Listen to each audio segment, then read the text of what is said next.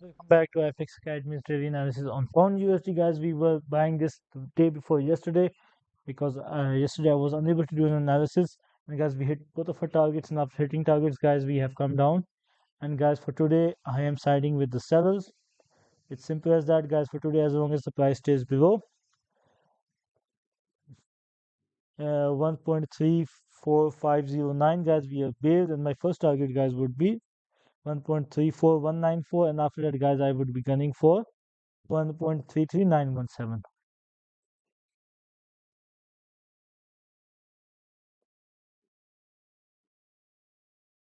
And guys, if we break above this, we will be seeing 1.34862. So wishing you guys the best of luck. Hope you guys make money trading this pair, and see you guys tomorrow.